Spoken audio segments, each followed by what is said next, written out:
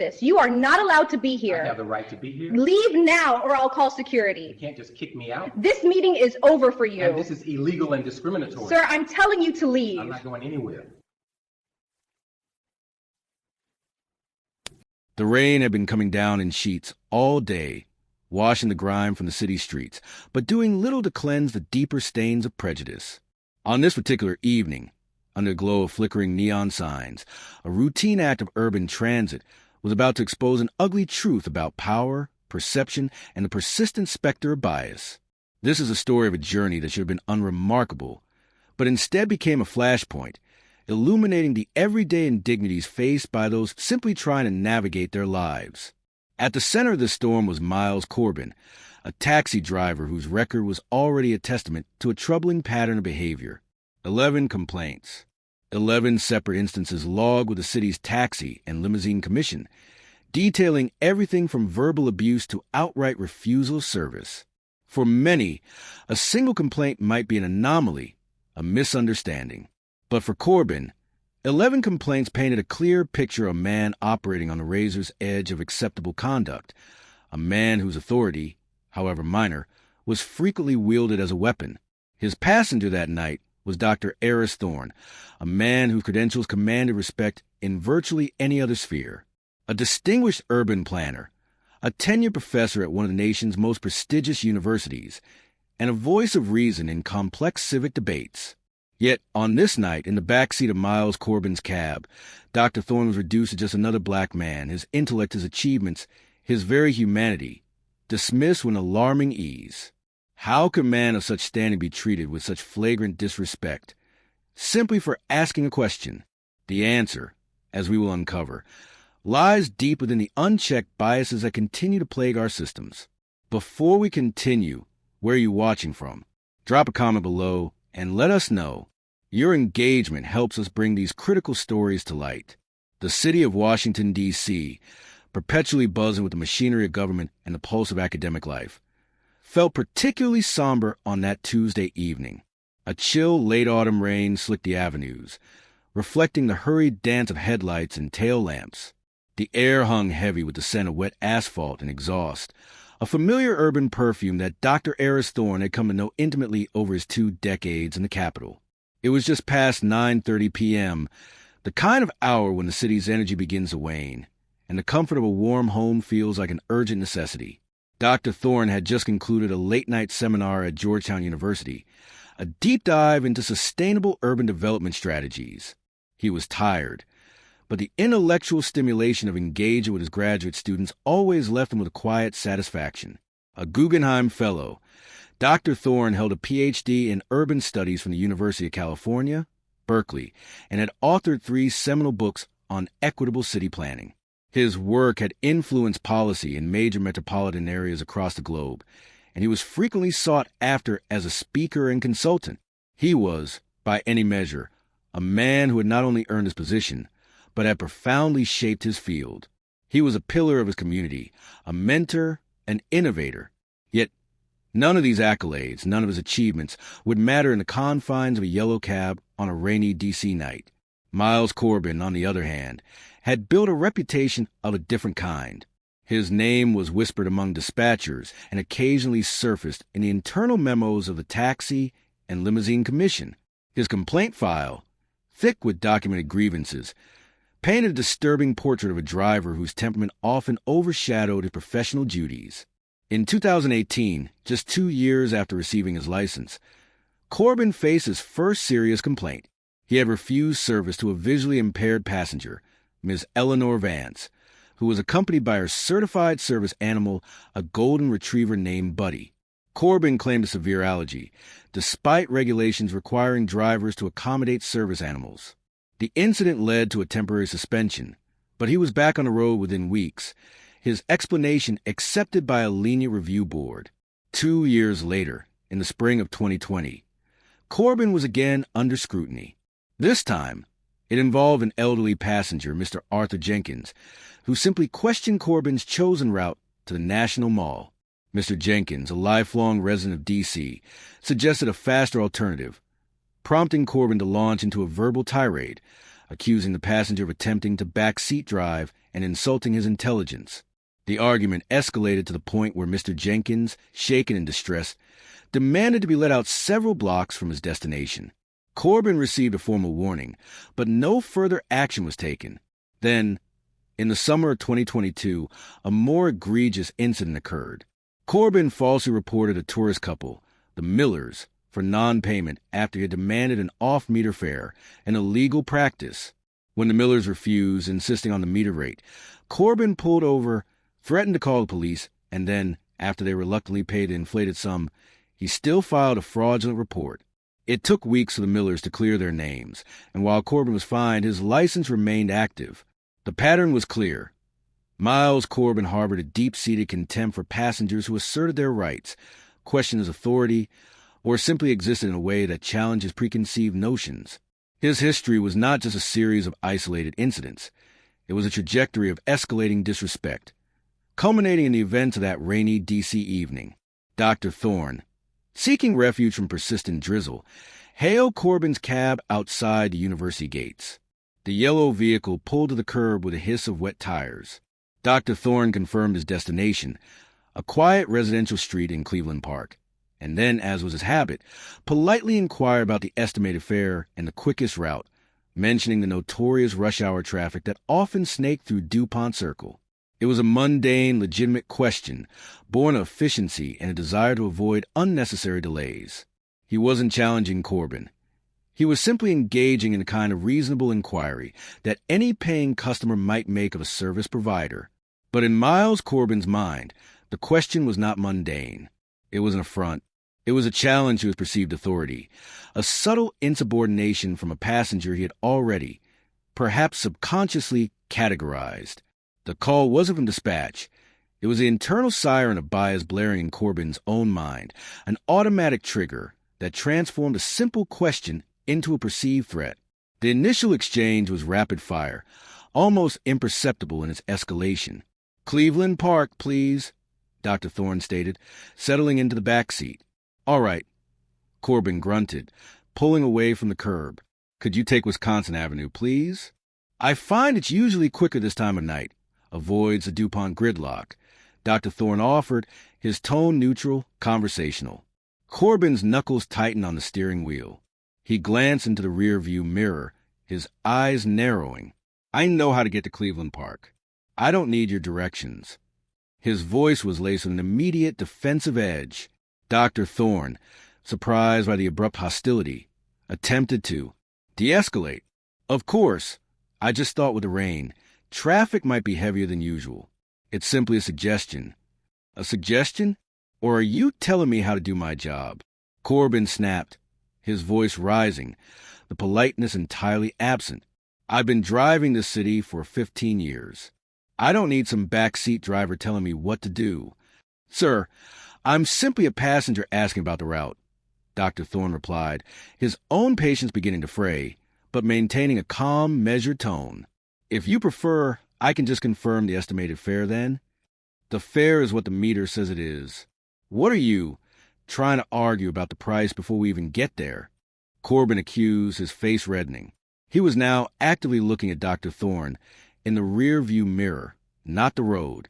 "No, I am not arguing about the price. I am asking for an estimate, which is standard practice," Dr. Thorne said, his voice now firm. "I believe I have the right to ask questions about the service I'm paying for." Corbin scoffed, a dismissive sound. "Right to ask questions? Anyone can fake that. Anyone can pretend to be concerned about the route just to cause trouble." He pulled the cab sharply to the right, onto a side street, far from the main thoroughfare. "You know what? I don't need this. Get out. Get out of my cab right now." Dr. Thorne was stunned. "Excuse me? You cannot just eject a paying passenger in the middle of a street, sir. This is illegal. I can do whatever I want in my cab. This is my vehicle, and I'm telling you to get out." Corbin yelled, slamming on the brakes. The cab lurched to a halt in front of a dimly lit storefront. "Get out, or I'm calling police for harassment." By this point, the sudden stop and the raised voices had attracted attention. A few pedestrians, caught under the awnings of closed shops, turned to watch. One person, a young woman holding an umbrella, pulled out her phone and began recording. "I am not harassing you. I am asking for your license number, as I intend to report this incident," Dr. Thorne stated, reaching for his phone. "You're not getting anything from me. Get out." Corbin unbuckled his seatbelt, half turning his seat, his posture menacing. It was at this critical juncture, just as a confrontation threatened to boil over into physical altercation, that a black sedan with the distinctive markings of the D.C. Taxi and Limousine Commission pulled up sharply behind Corbin's cab. A supervisor, Ms. Brenda Hayes, had been alerted by a quick-thinking dispatcher who had overheard the escalating argument on Corbin's open radio channel. Hayes, a no-nonsense veteran of the Commission, wasted no time. She stepped out of her vehicle, her expression grim, and approached the taxi. "Driver Corbin, step out of the vehicle. License and registration now," she commanded, her voice cutting through the tension. "And Dr. Thorne, are you all right?" The immediate intervention of Supervisor Hayes was critical. Miles Corbin, visibly deflated by the unexpected arrival of authority, slowly exited his cab, his bravado instantly evaporating. Dr. Thorne, still shaken but composed, confirmed his identity and recounted the events, pointing to the now recording bystander as a witness. Hayes quickly secured Corbin's taxi license and identification, instructing him to remain by his vehicle. The scene, which moments before had been charged with hostility, now settled into the cold, official reality of an investigation. Corbin's badge and weapon, his taxi, was now effectively impounded, its operation suspended pending a full review. The immediate resolution was swift and decisive. Supervisor Hayes arranged for another taxi to pick up Dr. Thorne, ensuring his safe passage home.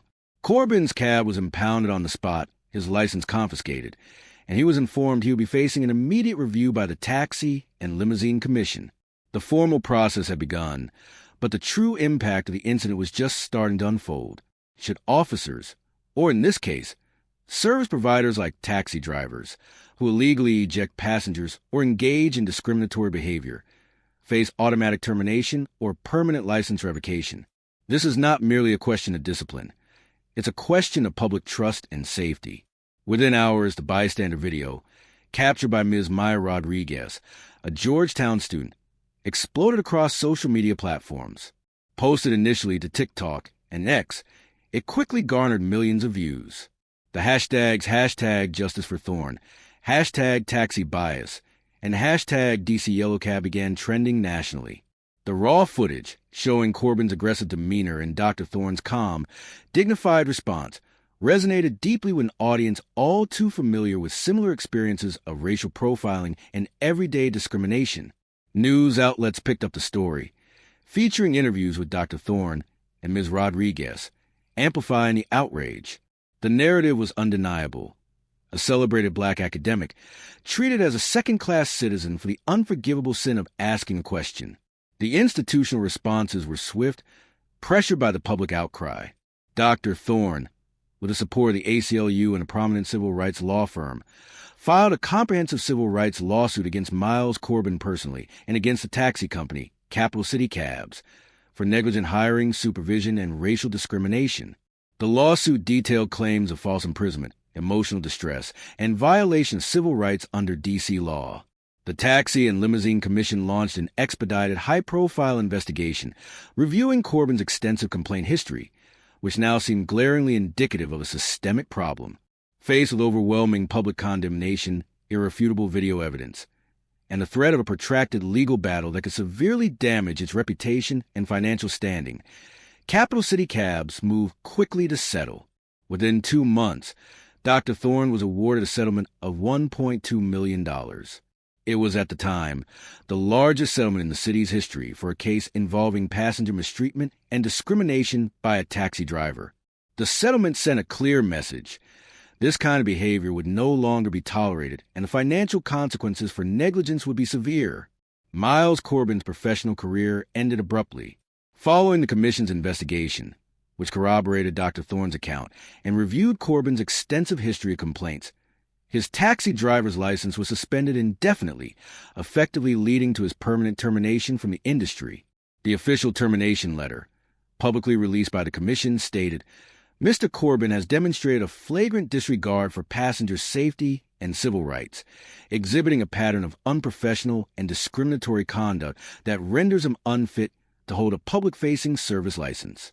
His actions not only violated multiple commission regulations, but also severely undermined the public's trust in our transportation system. The process of decertification, the permanent revocation of his ability to operate a taxi, was initiated without delay. In the wake of the settlement and Corbin's professional downfall, Dr. Aris Thorne delivered a powerful, poignant testimony before the D.C. City Council, his voice resonating with quiet authority that commanded attention. "If this can happen to me," he began, his gaze sweeping across the chamber. A tenured professor, a recognized scholar, a man with professional standing that should, in theory, offer a degree of protection, simply for asking a clarifying question about a route, then what hope is there for others? What hope is there for the young student, the elderly citizen, the working parent, or anyone simply trying to get home without facing humiliation, disrespect, or outright discrimination? His words hung in the air, a stark reminder that privilege and position offer no absolute shield against the pervasive forces of prejudice. He continued, "My experience, while painful, is not unique. It is a microcosm of countless daily indignities faced by black and brown individuals across this nation, often in spaces where they are most vulnerable. In transit, in commerce, in public life. This incident was not just about a rude taxi driver. It was about the insidious nature of implicit bias, unchecked power, and a system that allowed a pattern of egregious behavior to persist for far too long. Should incidents like this, which clearly demonstrate a pattern of discriminatory behavior by a licensed service provider, trigger a comprehensive federal investigation into the enforcement of anti-discrimination policies within public transportation sectors nationwide, the implications extend far beyond a single city. The D.C. Taxi and Limousine Commission's own internal findings, released after a months-long review, were damning. They acknowledged significant systemic failures within their oversight mechanisms. The report cited inadequate driver training, particularly concerning diversity, equity, and inclusion. It highlighted a lax complaint review process that allowed repeat offenders like Miles Corbin to continue operating despite a clear pattern of misconduct. Furthermore, the Commission admitted to a lack of proactive monitoring and enforcement, relying too heavily on passenger complaints rather than implementing preventative measures. The system, they concluded, was reactive rather than protective. In response to these findings and the sustained public pressure, the Commission announced a series of sweeping reforms. These included mandatory, recurring bias training for all licensed taxi and rideshare drivers, developed in collaboration with civil rights organizations. A new, more robust complaint system was introduced, featuring clearer reporting protocols and a dedicated rapid response unit for severe incidents. Real-time GPS monitoring for all cabs was mandated, allowing for objective verification of routes and stops. Finally, a passenger bill of rights was to be prominently displayed in every vehicle, clearly outlining passenger entitlements and driver responsibilities, with contact information for filing complaints. The aim was to foster a culture of respect and accountability, ensuring that no passenger would endure what Dr. Thorne had. The incident involving Dr. Aris Thorne and Miles Corbin was more than just a deplorable act of individual misconduct. It was a glaring spotlight on how unchecked power, fueled by implicit bias, can override basic principles of service, dignity, and respect within public-facing industries. It exposed a systemic vulnerability, a chink in the armor of what should be a safe and equitable service. The fact that a man of Dr. Thorne's stature could be so brazenly dismissed and ejected, simply for asking a legitimate question, underscores a pervasive nature bias that often sees black individuals, regardless of their achievements, as inherently less credible, less deserving of polite engagement, and more prone to suspicion. The consequences for Miles Corbin were severe and appropriate. The loss of his livelihood, the permanent revocation of his license. For capital city cabs, the financial penalties, the reputational damage, and the mandatory reforms served as a costly lesson in corporate accountability. But the true cost extends beyond dollars and cents. It's measured in the erosion of trust, the perpetuation of fear, and the daily burden carried by those who must constantly brace themselves for the next microaggression, the next unjust dismissal. The challenge now is not just to implement these reforms, but to ensure they are sustained, rigorously enforced, and genuinely transformative. Will the mandatory bias training truly shift attitudes? Will the new complaint systems empower passengers and hold drivers accountable? What changes now beyond the headlines and the initial outrage? Should there be a national database for all licensed service professionals, from taxi drivers to police officers, that tracks and publicly reports multiple complaints of discrimination and misconduct, allowing consumers and employers to make informed decisions? Let us know your thoughts in the comments below. This story is a stark reminder that the fight for dignity, for basic respect, is far from over. It highlights that the struggle for civil rights is not confined to grand marches or legislative battles. It is fought in the everyday spaces we inhabit, in the transactions we make, in the simple act of trying to get home. We're not stopping until every passenger can travel safely and with dignity, until every individual is treated with the respect they deserve, regardless of their skin color, their background, or their status. It's about all of us demanding a system that truly serves everyone,